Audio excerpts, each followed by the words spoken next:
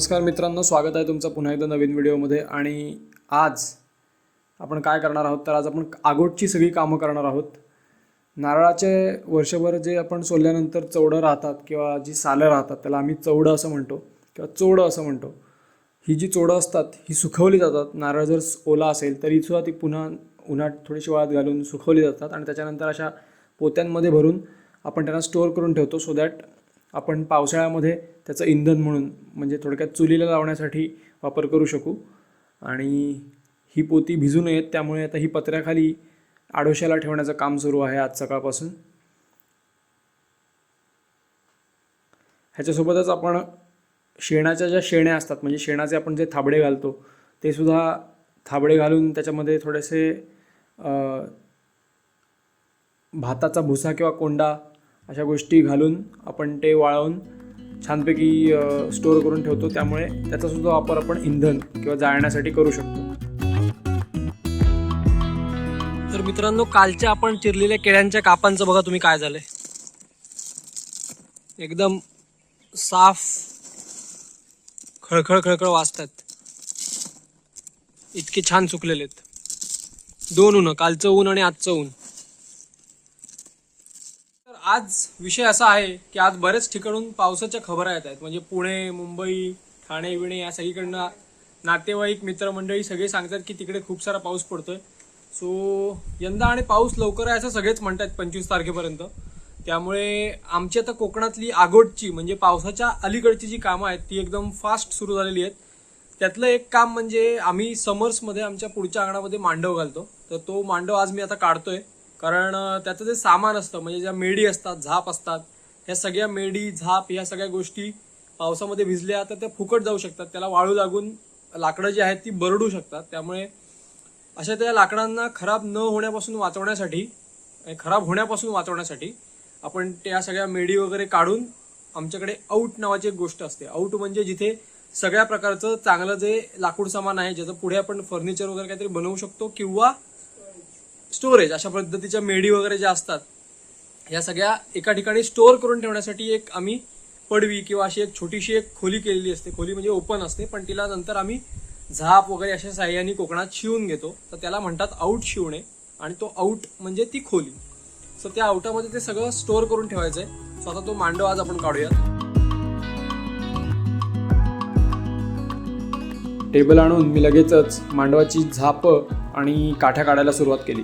काठ्या दोऱ्यांनी बांधलेल्या असतात त्यामुळे त्या दोऱ्या आधी सोडून घेणं गरजेचं आहे। आम्ही कोकणी माणूस आहोत, आम्ही दोरे तोडत नाही, आम्ही परत ते सोडून पुढच्या वेळी वापरासाठी ठेवून देतो।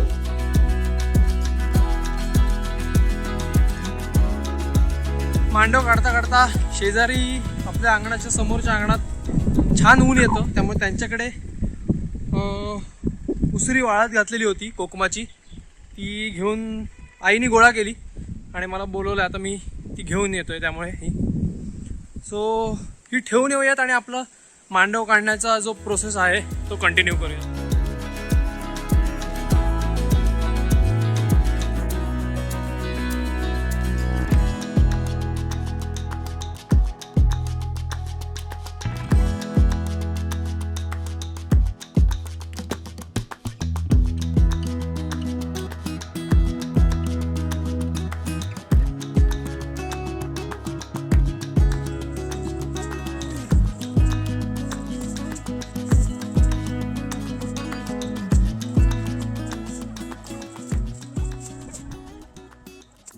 अशा पद्धतीने झाप वगैरे सगळं काढून झालेलं मटेरियल, तर फक्त काठ्या ज्या आहेत बांबूच्या सोडायच्यात।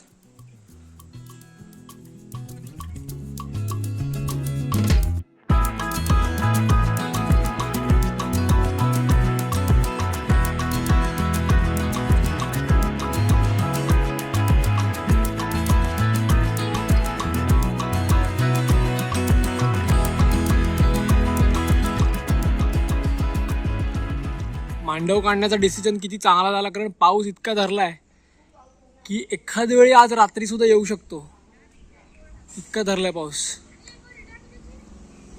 एक सगळे काळे ढग बघू शकता तुम्ही, जरा पण ब्लू स्काईज राहिले नाहीत। फुल ऑन पाऊस धरल्यामुळे मांडवाच्या काठ्या काढून ठेवलेत, खाली झाप वगैरे पण काढून ठेवलेत। आता फक्त आडव्या दोन भालं असतात ते सोडायचे आणि मेढी काढून टाकायचे। मीनवाईल पावसाचे ठिपके पडायला लागतील आणि आपल्या ज्या सुपाऱ्या वाळत घातलेल्या असतात पत्र्यावरती त्याच्यासोबत झोल होऊ शकतो. त्यामुळे पटकन धावत मी पहिले इकडे आलोय आणि आधी सुपाऱ्या काढून घेतोय.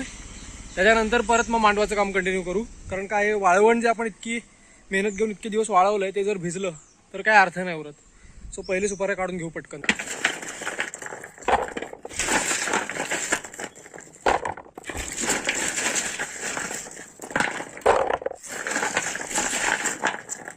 सुपारी काढून झालेली आहे. आता फक्त ह्या मांडवाचा हा एक भाग सोडायचा राहिलाय आणि हा एक भाग सोडायचा राहिलाय आणि मग मेडी काढायच्या.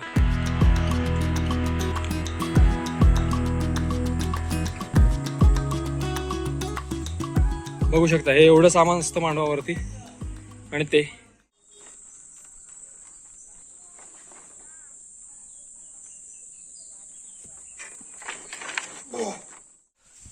या आता काठ्यांची मोळी बांधून घेतलेली आहे आणि ही मोळी घेऊन आता मी चाललोय आवटामध्ये टाकण्यासाठी. एक तर काळोख पावसाचं झाल्यामुळे जनरली समर्समध्ये आत्ता फार उशिरा संध्याकाळ होते, पण आता पावसाने काळोख केल्यामुळे लवकर संध्याकाळ झाली आणि पावसाचं गडगडायला पण लागलंय.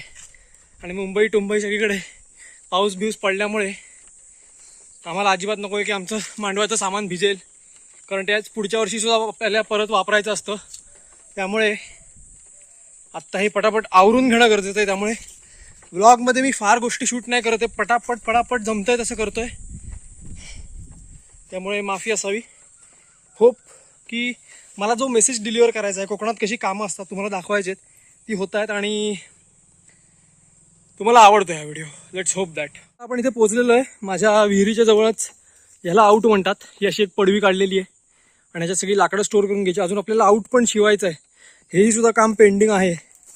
सो येस, खूप सारी लाकडं आहेत आपल्याकडे आता. सगळी ही सिक्युअर करून ठेवायला लागतात.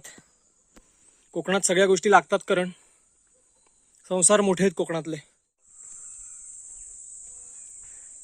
बांबूच्या काठ्या आत टाकून झालेले आहेत. आई आता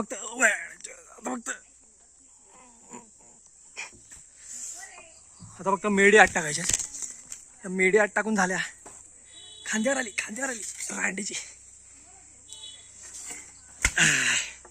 मेडी आत टाकून झाल्या की मग काम ओके. भाई वारा तर बघा कसला सुटलाय, एकदम जोरदार सुटलाय वारा.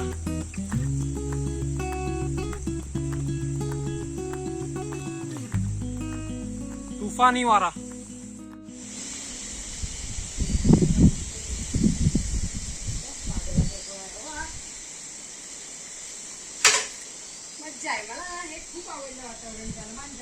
भाई इतका थंडरस्टॉर्म सारखं मस्त वातावरण झालंय ना.